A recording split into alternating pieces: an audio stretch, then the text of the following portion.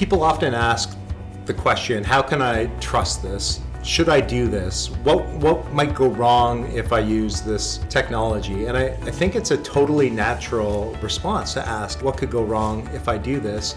So this technology now exists. You can now leverage this technology to get really deep insight into tax law very, very quickly. It's at a price point that's affordable. What happens if you don't do it? I think the risk is you fall behind. It's kind of like when a client asks a tax professional, well, what happens if I don't file my return? They'd say, well, you might get away with it for a while, but it's probably not going to end well for you if you just are non-compliant with your tax filing obligation. So it really is the responsible thing. I think the same idea applies to adopting AI technology in your tax practice. You can get away with it for a while not doing it, but eventually it really is going to be something that you're going to do, and you're going to want to do it. You really have to try it to figure out that it's actually not scary. And so it's an experience that you want to have, and there are easy ways to try it. It doesn't have to be a big, scary purchase. There are price points available for this technology that make experimenting with it totally something that is doable, even for the smallest practices. So it's accessible that way. There are lots of informational resources to see demonstrations of the technology, to begin to kind of peek at it and check it out and see if it's potentially a fit for you based on what you're seeing. And then it's kind of like, I remember my grandparents when they got their first computer, they're extremely afraid of breaking the computer by doing something on the keyboard that would just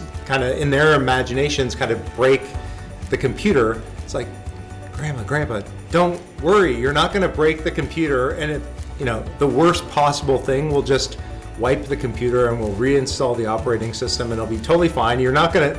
But you're not going to do that. It's not going to break the computer. It's the same thing with AI. You're not going to break Blue Jay by asking the wrong question in the wrong way.